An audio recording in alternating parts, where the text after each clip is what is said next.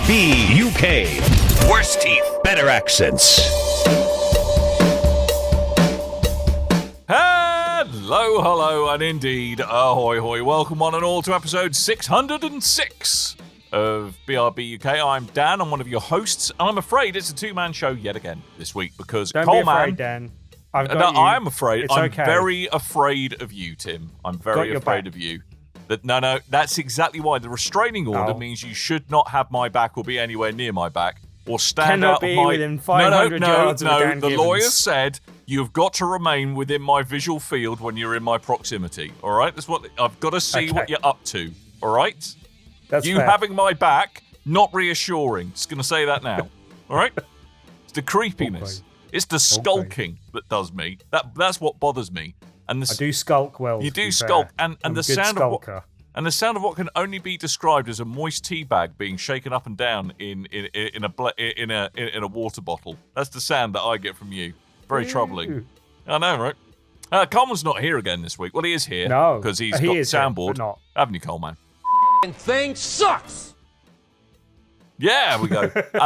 He's being ravaged by COVID still. Yes. He is doing okay. He just sounds, well, frankly, if he went on mic, we'd all have to charge you 50 quid because he sounds super sexy with a super flamey voice. And, it's a way we could make our internet millions, but poor old Coleman, quite frankly, he wants to be in command of the money he can charge for his sexy voice at these Save that times for his only Colemans. Is that nice? Nice. Shame.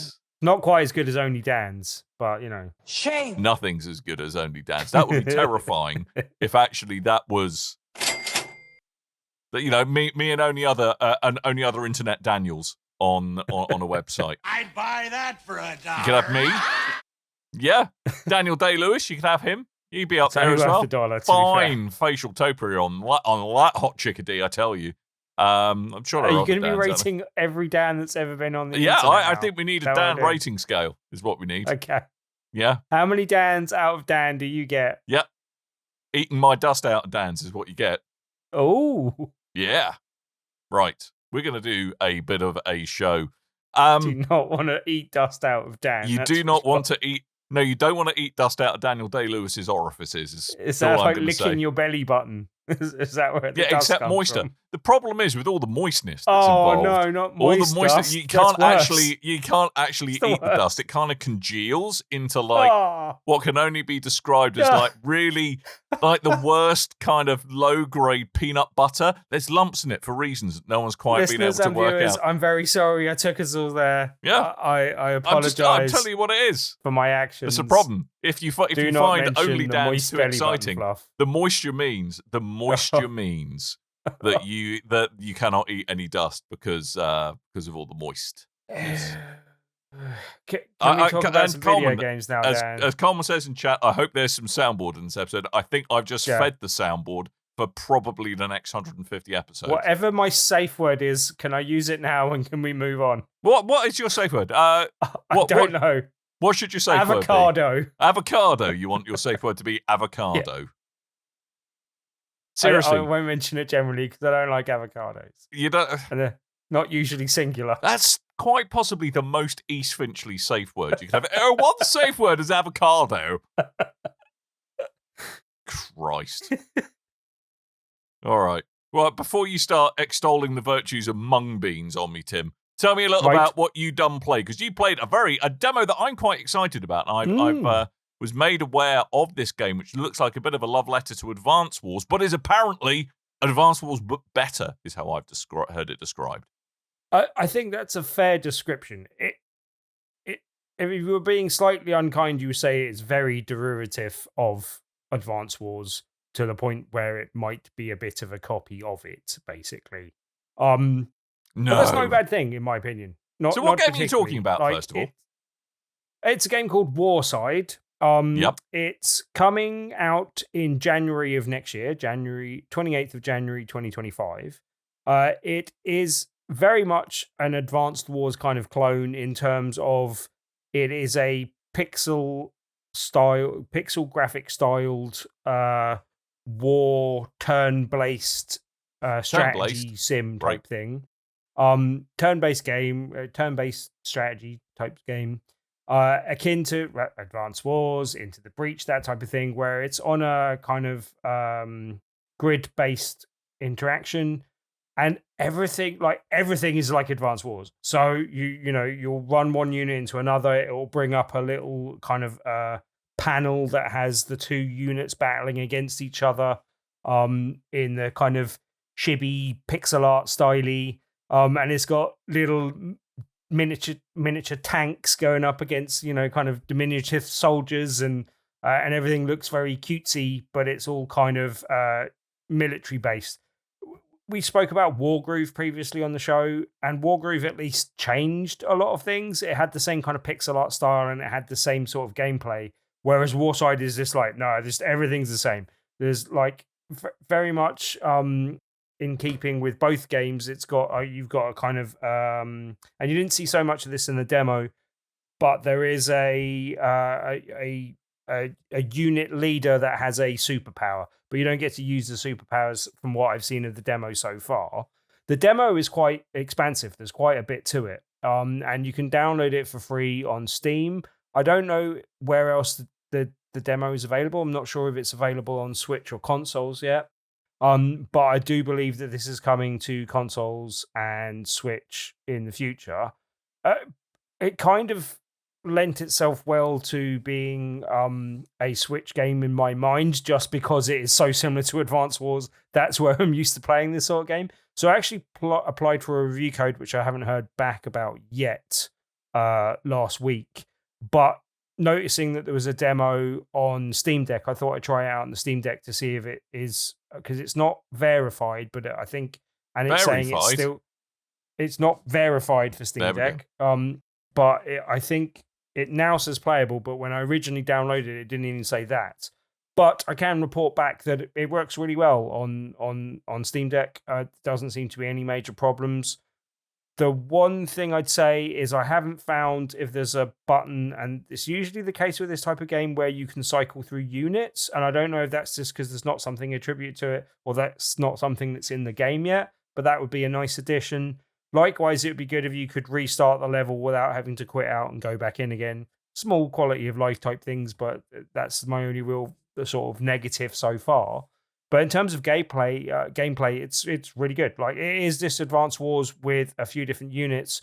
From what I've seen, a lot of them work very similarly. Like the kind of tank units and armored personnel carrier units and all that type of stuff work very similarly.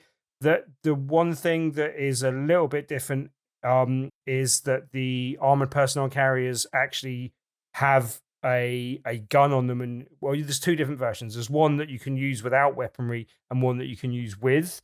And the one that was with is actually quite good against quite a few units, whereas I don't think that was ever. I don't remember that ever being a unit in any of the Advance Wars that I remember. You've also got some like specialist units which are particular to the army that you're fighting with. So the one you play in the demo is a blue army. I can't remember the name of the leader that goes along with it. But as I said, you don't get to see the leader powers, but they do have a few like unique units. One's called a giant and the other one's called a rhino.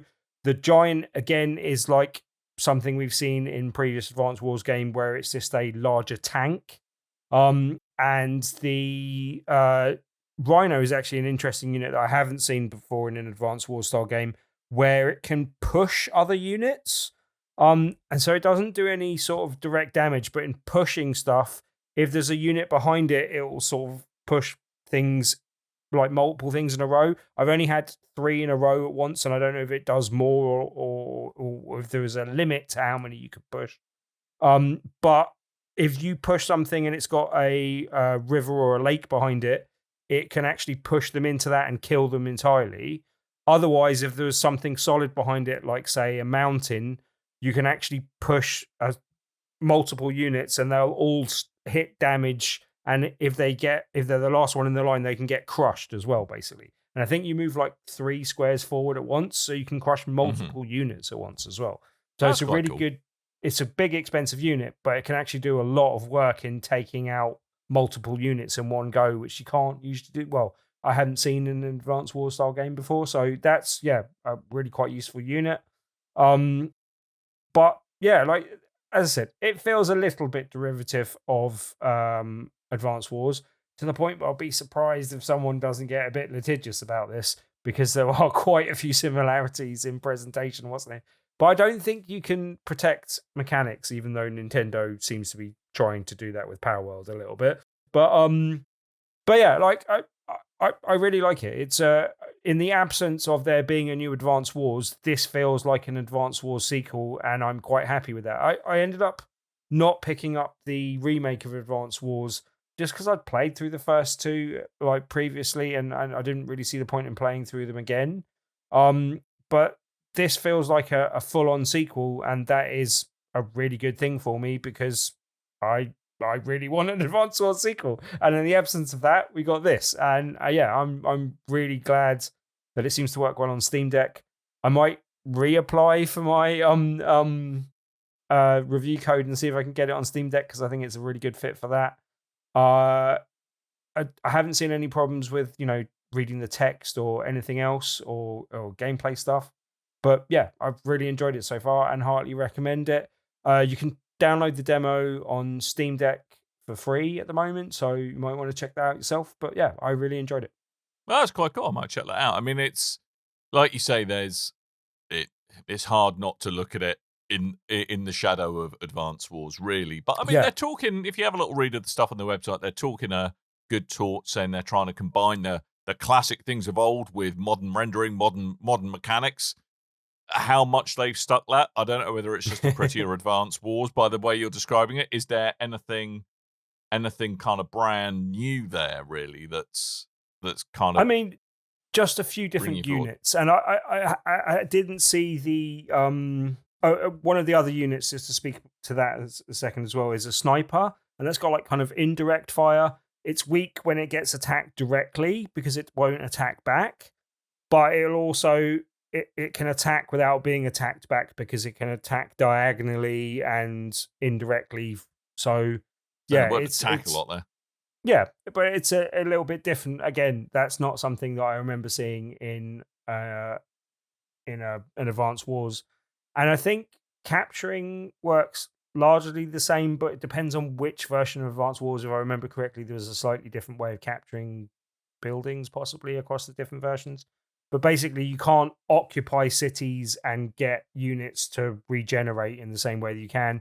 But there is a medic unit that you can use to heal troops, but there doesn't seem to be anything like that for... I don't know if there's a separate mechanic unit, which I haven't seen yet, but that wasn't available in the demo, basically. But the demo's like 6 levels that I've played so far, and each of those levels can take like 45 minutes to an hour. That's pretty generous. So yeah, it's quite a lot of demo. So yeah, as I said, worth checking out. And there's like a map editor and stuff that I think you can do, and then have kind of online battles on your custom maps and stuff. Yeah, they did mention that, but there's no multiplayer or level editor in the demo. That is coming in the full version as well. So yeah, I really liked what I've seen of it so far, to the point where if I don't get a review code, which I hope I might, but if I don't, I'll definitely pick up a copy at some point. So, well, that means Tim's not getting a review code, because if they're listening, they're going, well, he's just going to buy it anyway. Why give him a free copy? Yeah. Why? Why? Because then I can get an Advanced Wars look at it. Shut up. So that I can record about it on the show. Shut up. No. There you go. You make my brain sad, Tim. You know that. Tim, making my brain sad since 2009. I played. It's not a new game, I would say. It's very much, definitely not a new game. But I just wanted to shine a bit of light on it because it's now, I think, evolved to its final form, and that is Balatro. That is the Is It Poker? Not really. It's a kind of roguelike cardy game that you all know and love, where it's all about collecting cardy game. It's been out on stuff forever. It's been out on Steam for a good while now, but it's finally released on phones, specifically iOS, and it's available in 2 flavors: the paid-for version, or the explicitly paid-for version, which is £9.99, or if you are an Apple Arcade subscriber, it's bundled in with that. There's actually a fairly good amount of stuff on Apple Arcade these days. It's not bad for your mobile games. I forgot it existed. Yeah. I mean, it's basically, Nitwit's been playing on Apple Arcade as well. Yeah, it's the same Balatro you know and love, but now its ability to give you piles because you're playing it at length on the toilet has increased by approximately 1,000%. So make sure if you're playing it on the bog, get up, move around a bit. All right. It's a corking game and really, really suits mobile platforms, and it's a really great port that they've done on the iPhone. Yes. I think as I mentioned when I spoke about it originally, I think I got a review code for it on Switch and was playing it on Switch. But it does come with a health warning. Like, it's seriously addictive and you will lose hours and stay up too late playing it because it's too good. Yeah. But yeah, I mean, that's a small price to pay for a really great game. Spoilers, but there's a very good chance Balatro might be my game of the year this year. I mean, it's up there. It's up there. It's a corking contention. game. Yeah, it is a corking game, and I've got a couple of runs under my belt on it now, so I'm starting to unlock the really cool stuff on. You got piles and runs. I did piles and the runs all in one go. That's what Balatro does to you. There's a joke in there about a royal flush. I'm not going to go there. I'm better than that. Yes. So, but do I have a question, Mr. Dan? Yes. You said there were two different flavors. I possibly tuned out at the wrong time, but what's the exact difference? Like, one you pay cash money for and get to keep forever. What's the non-paid version though? Is on Apple Arcade, so you have to be an Apple Arcade subscriber to continue to access it. They're both exactly the same game. The Apple Arcade version is Balatro Plus, but it will merrily, if you are a subscriber to Apple Arcade, it will merrily serve you up that on a slice of thank you for your money. Right, okay. Right. So that's useless information to me when I'm on Android, but it is available on Android as well. The only thing, I would like to have it on phone just because I've stopped playing Marvel Snap, so I don't really have an active phone game that I am playing at the moment. The only reason I don't want to double dip is because I've got so far into it on Switch that I don't want to have to restart. I'm guessing there's no way to transfer saves. Don't think so. No. But I wouldn't have thought so. It is so much fun, Tim. Yeah. So much fun. You should just buy it again. I possibly will at some stage. Yeah, treat myself. You should do it again. Little Balatro. So you can't. Whilst you can't. I've just had a quick look on the Balatro site. Whilst you can't have your progress from your previous platform, you do have the option to unlock all if you don't fancy the challenge of unlocking all the jokers again. And they are actively looking at the possibility of cross-save, but they can't guarantee it at this time. Yes, that is fair enough, Nick, but you do have to hold the phone horizontally for Balatro. I haven't found it too cramped, but I am playing it on the stupidly named Apple 14 Pro Max Plus. So it's the one with the big screen. I've got a big screen one, so that's probably why it feels less cramped. My big old monkey hands can deal with it. But I could see if you're playing it on a smaller phone, yes, it could get a bit cramped. But yeah, I think it's you're allowed to say that you got big monkey hands when your name is Gibbons. Yeah, indeed, that's the thing. Yeah? Exactly, that's what I'm referring to. I have the hairy knuckles and everything to prove it. So. That's Balatro. You know you want to get it again, so you should get it again. That is my top tip. So unless, Tim, you're going to do your usual thing and sneak in things you've also played, I think we're pretty much done for stuff we've done played. I could sneak in a couple of things. Right. Coleman, you get first refusal on this. Make an appropriate soundboard noise. Silence. Oh, we're okay. I'm going to go until we're told otherwise. That sounds negative. But just very quickly, I tried to play Rogue Waters on Steam Deck. I got access to the early access version, but for some reason, and this is why I need to ask you and Coleman how to work this, and I might come back to this next week, but it doesn't scale properly on... that's one of the things, and it's added that as a note on the thing that says that it's playable rather than verified for Steam Deck. But it says it doesn't scale properly and you have to manually set the resolution or something. But yeah, I'll have to pick your brains about how to do that. I think you can just go into the settings menu, Tim, and you can put your big boy pants on and you can I discover tried. it.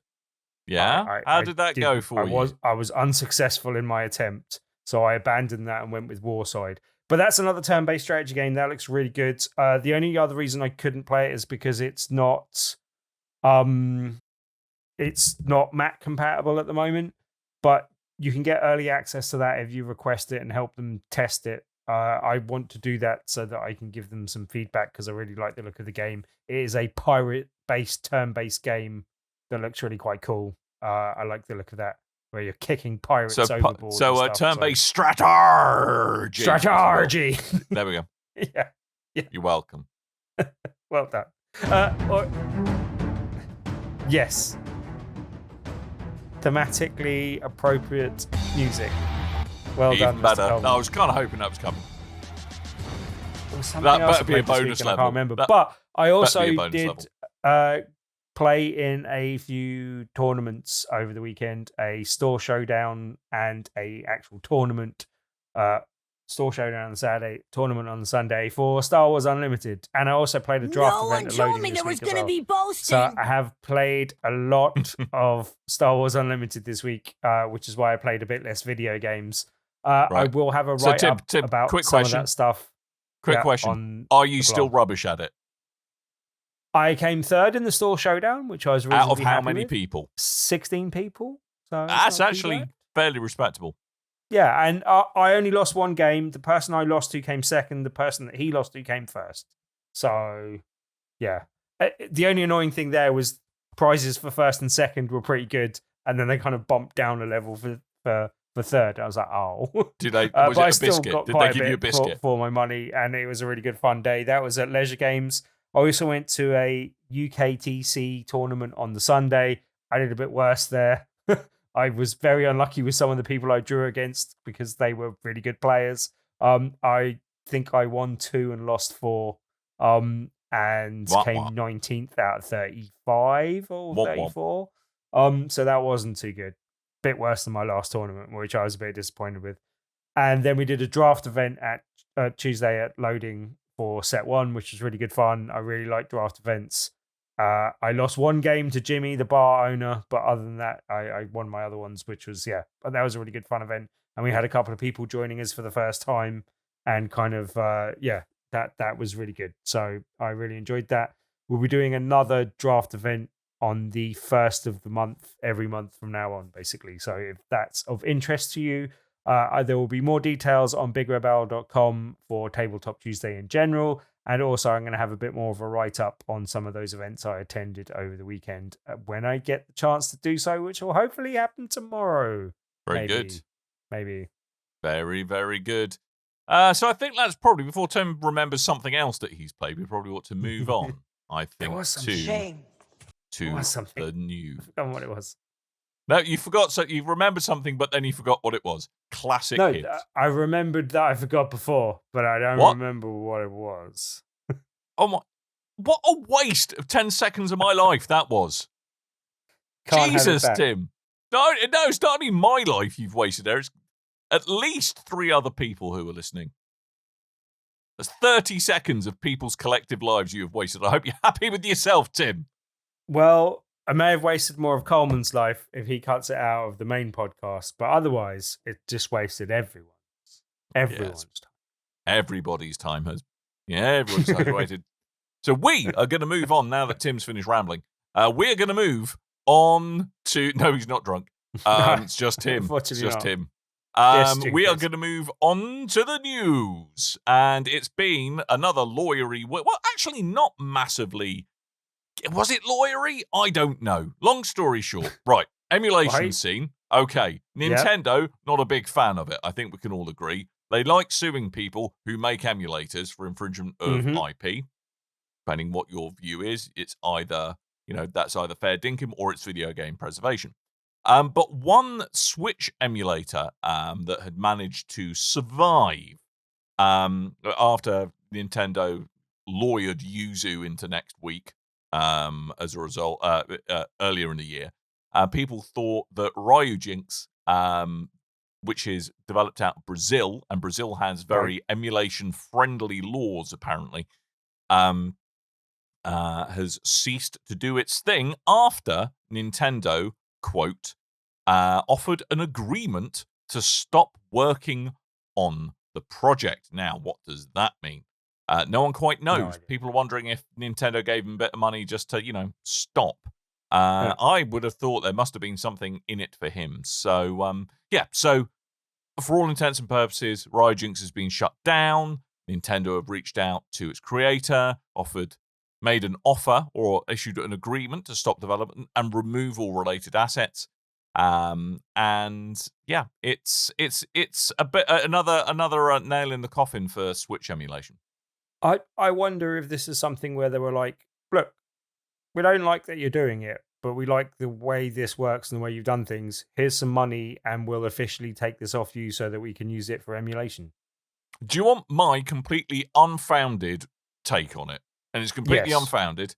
I think it's because the creator, GDK-chan, I believe, he was based out of Brazil. And that's the rumor. And therefore, it made it a bit difficult to sue him out of existence. But also, interestingly, Nintendo didn't go after the assets which are a bit more suable in form of its Discord server or its GitHub repo. So it's all a bit unusual, but seems unusual of Nintendo to also way. It's unusual. It's an unusual act of charity of Nintendo to not sue the pants off someone for IP infringement. And as Colm said in the channel, Nintendo do go to bat quite a lot about this. If you just have a YouTube channel that even just shows emulated Switch footage, you're gonna get a strike. So Nintendo, they know muck about. It's a real grey area because I can understand Nintendo. You're a real grey area, but that's just a statement of fact. And they are they get a lot of criticism for not releasing their back catalogue and stuff like that. And I do think they could possibly garner a lot of faith by garner a lot of goodwill rather by having some official way of doing it through the internet and having a lot of their games playable, like a lot of their old school stuff playable for free in some way that was official and kind of through them, or in making it so that it wasn't paywalled behind Nintendo Direct and having that access of that game library of stuff available to a wider audience. I also think they could actually garner some goodwill again by having an official product that's put out by Nintendo that runs all sorts of old Nintendo cartridges through a system that you can then play on TV. I think that would be a good device for them to sell that would offset some of the bad karma, bad will they get from going heavily after suing people that are doing emulation. Because there's a lot of people that want to play their old games, and that gets an increasingly difficult thing to do as TV technology advances and it gets harder to actually access game catalogs and stuff like that. I can see why they protect things, but I think they could do a slightly better job of giving people access to those things so that people didn't feel emulation was necessary, basically, if they're going to be going after these things. I don't know. Yeah, I mean, it is difficult. I mean, I think from a corporate standpoint, they have to defend their IP because I think that's part of it. If you don't defend it, then that you're setting up your future self for problems when it comes to all of a sudden decide you don't want people to. Not only that, to maintain IP protection, you have to be seen to be going out and protecting it. You have to do it. They don't have a choice. That's the legal thing they have to do. They could be a bit less litigious about the way they do things, possibly. But look, they've got people that's literal job is to go and protect their IP because they have to do that a bit, basically. Sometimes they're a bit heavy-handed with it, but I can understand them wanting and having to do it from a legal perspective. Yeah. So, another week. More Nintendo sewage, as in sue-age, as in they're suing, not like floating turds along a river of badness. Talking of floating turds on a river of badness, Right. the day before, and more specifically, their devs, Fntastic, they are licking their wounds after, the day before, quite frankly, which was a thinly veiled scam. Terrible game. Took loads of people's money. Not quite sure exactly what happened there, but it was quite evident that they gave zero poops about the customers that they apparently purport to or want to look after. But, with throwing, bad money at this, you'll be pleased to know, Tim, there is now an opportunity to throw good money after that bad money. If you want Fntastic to continue doing their thing with Fntastic 2.0, they're making a new game called Escape Factory, and if they can't raise the $15,000, they won't be able to make it. Don't give these lot money. No. Whatever you do Don't not give them money. I don't don't like for $1. I don't even like the way they spell their company name. Like, there's something about it that causes me physical discomfort bordering on pain. Just the fact that they've left the A out of Fntastic. It's like, that's not fantastic. It's really bad. I hate it somehow. I don't know why I just like that so much, but I do. But you know what? If you pledge $12,000, they promise you that you will have an unforgettable dinner with Fntastic's founders. How do you know? I might suffer from memory loss. No. What they will do is you can't guarantee unforgettableness, I'm afraid. Yeah, so, and I quote, enjoy an Depends on my unforgettable mental state. dinner with the funders of Fntastic, I'm assuming. Details God. to be discussed for our Zoom call. As a token of appreciation, you'll be named as a special sponsor and in the game credits and on the supporters wall, and you'll also receive the prestigious Elite Backer role on our Discord servers.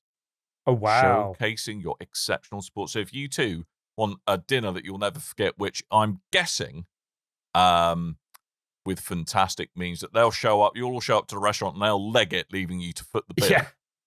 That's what I'm guessing it would be. That would be unforgettable. Hey, look, we are there's a joke in there somewhere.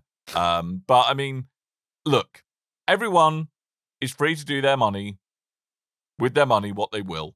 I cannot strongly advise you enough not to invest in this. Even for the lulz. Don't do it. Don't do it. No. Don't do it. Don't do it. I don't know about you. It's not an investment.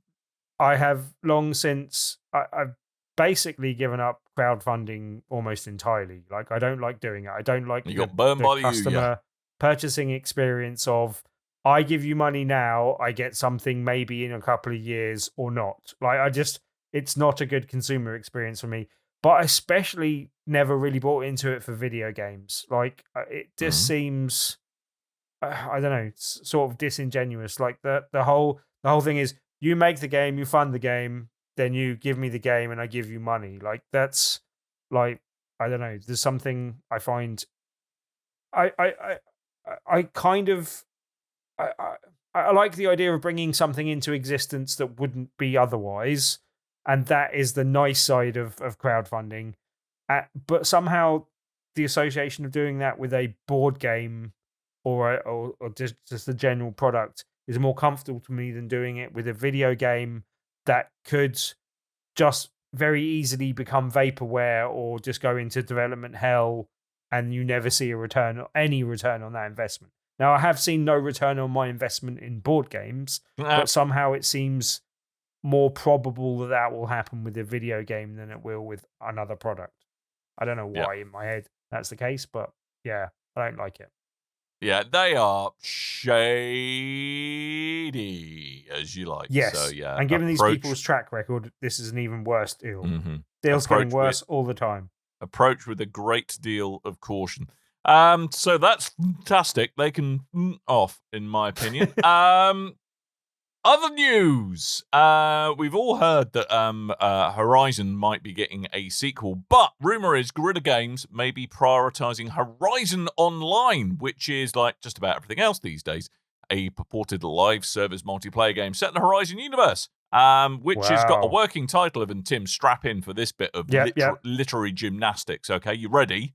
Are you ready? It's going to be called Horizon Online.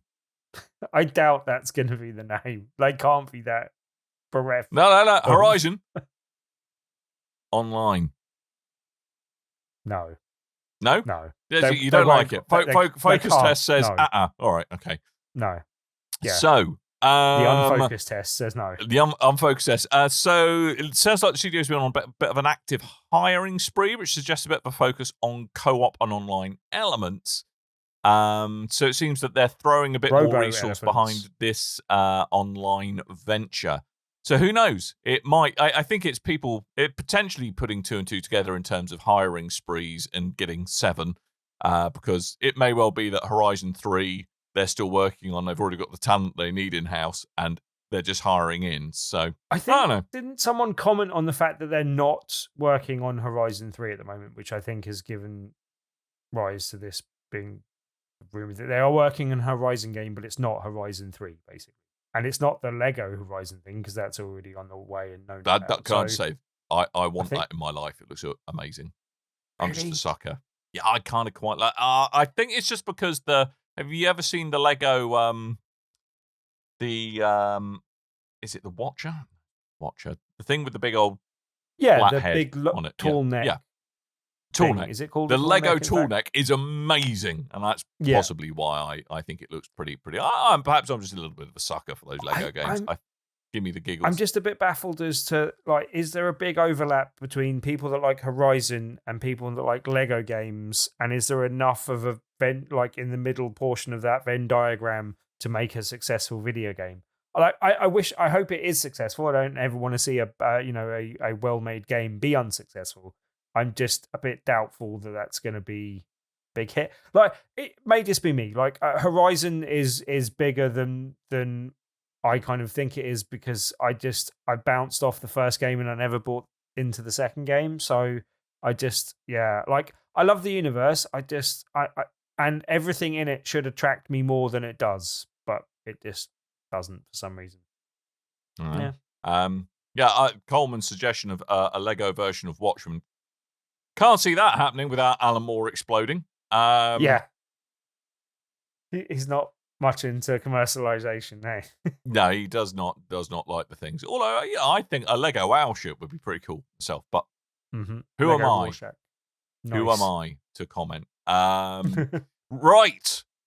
We ought to crack on with just the last little bits of news. The Alters, Tim. You remember the Alters? That was the quite unique sci-fi survival game where you are managing. I think this is the one where you get your alt universe cells and you're in a ship or kind of like a ground tanky thing, and you're all trying to survive. Clone you.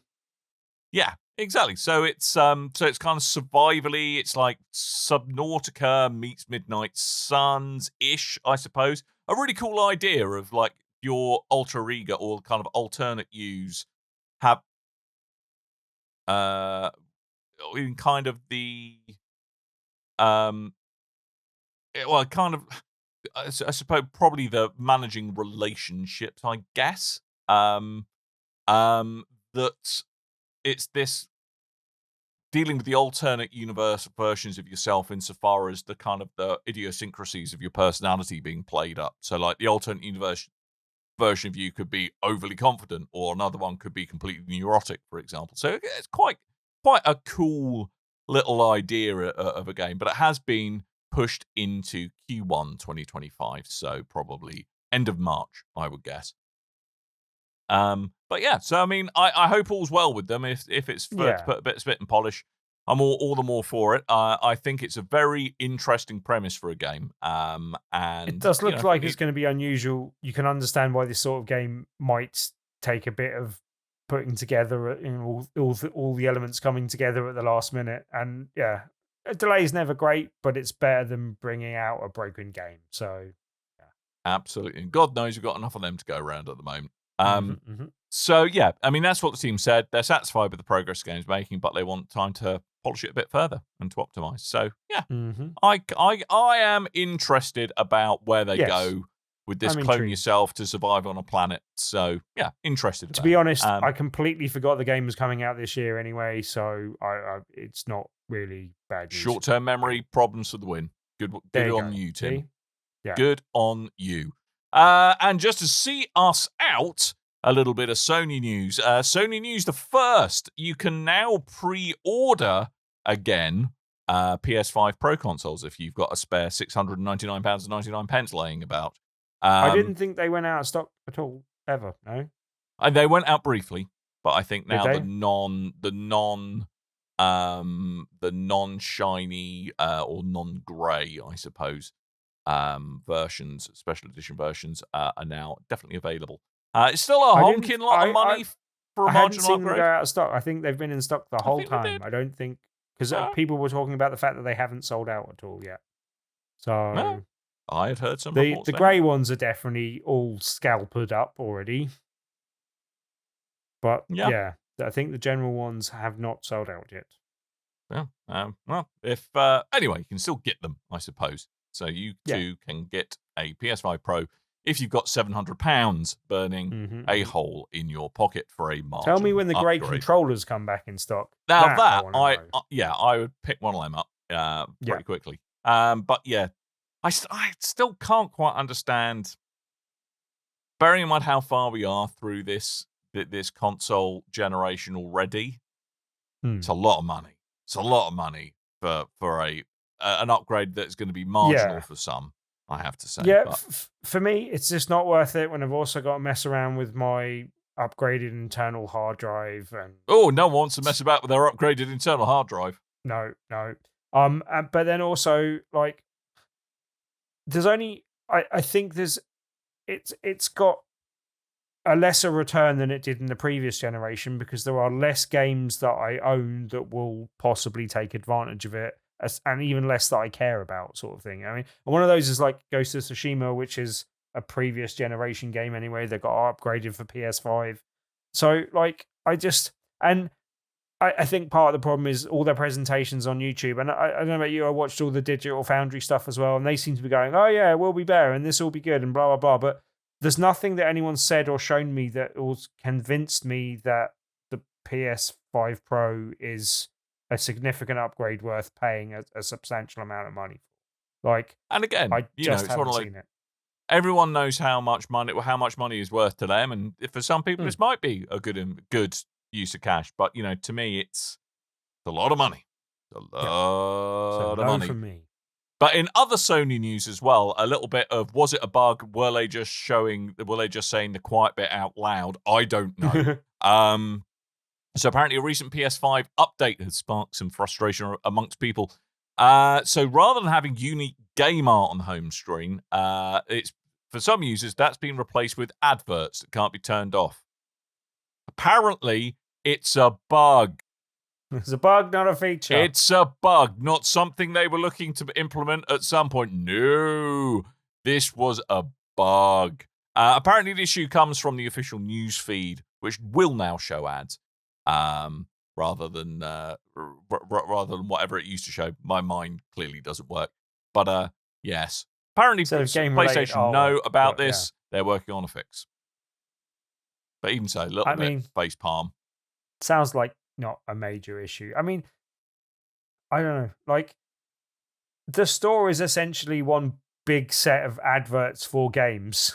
I don't see that as a major problem. I don't know exactly what people are being shown instead of what they're like, instead of game artwork. But like, is it a major problem if your console tries to sell you video games? Like, it generally does that whenever you go to the store page anyway. Like, nah.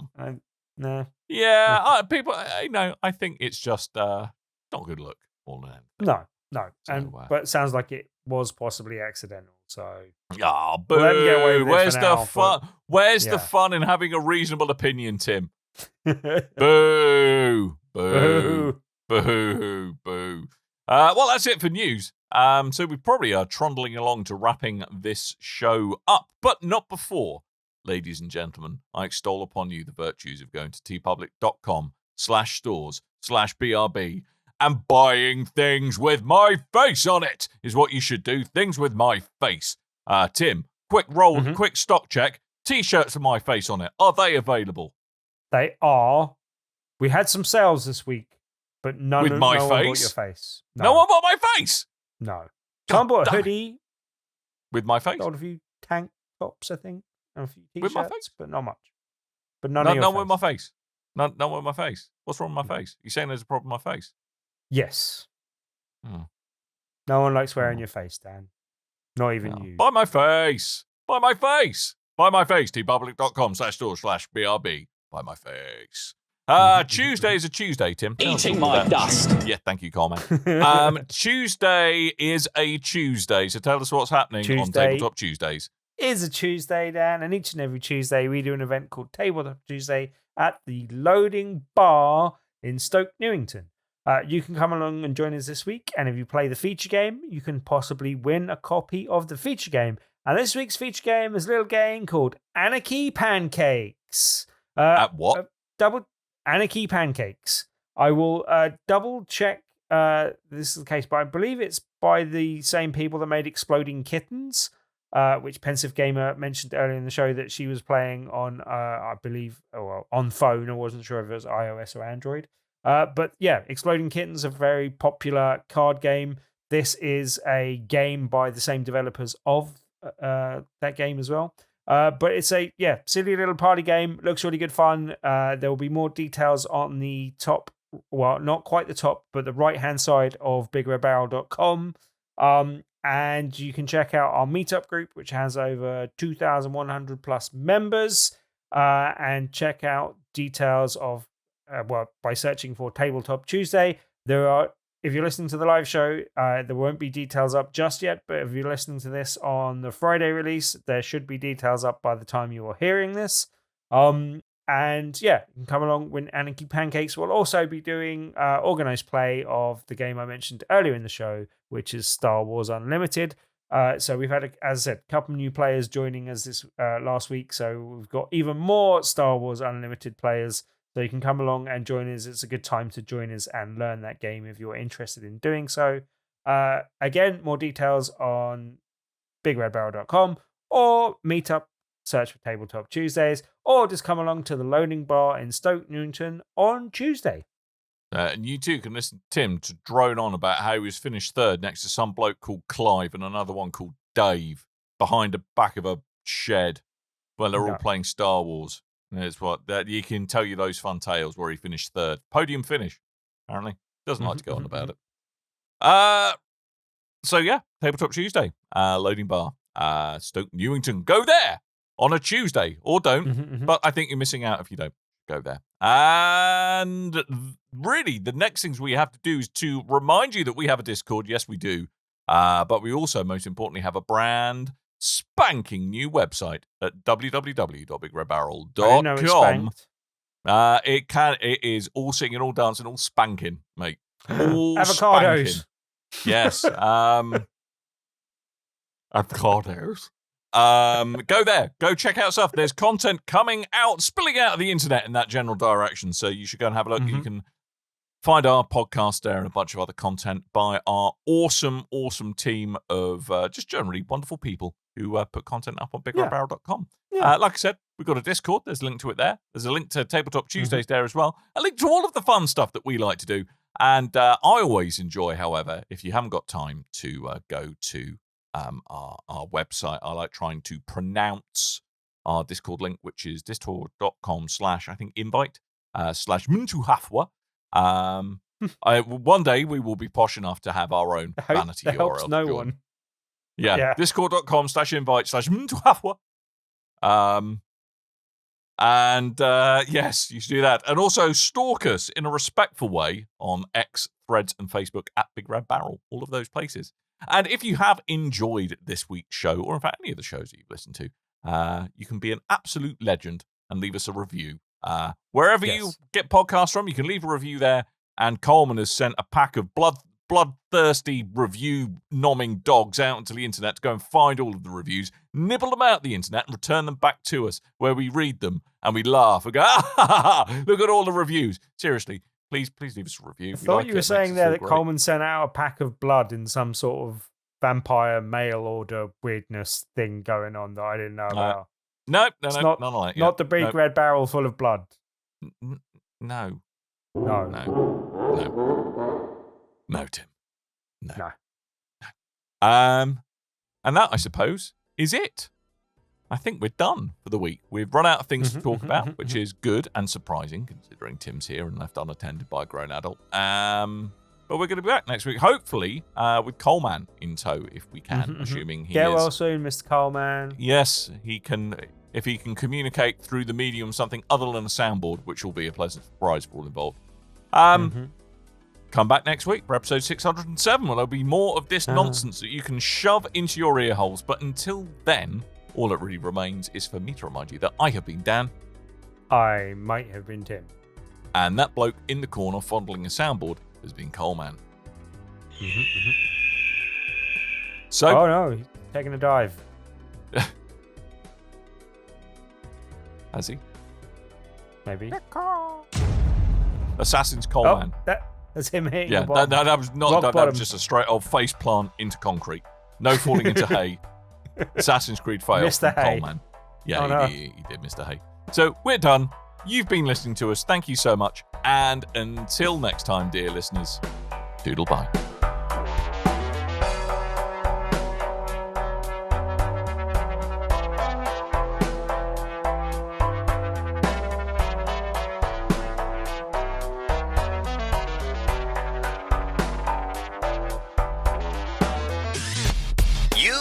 Your ears are quite welcome for the podcasting goodness that you just heard.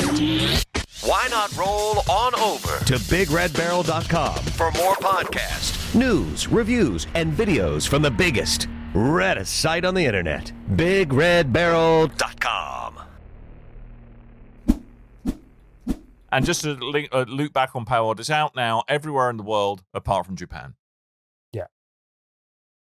Think on that. Right, I think that is probably time for us to start wrapping this show up, knowing that Tim has got at least 5 minutes of talking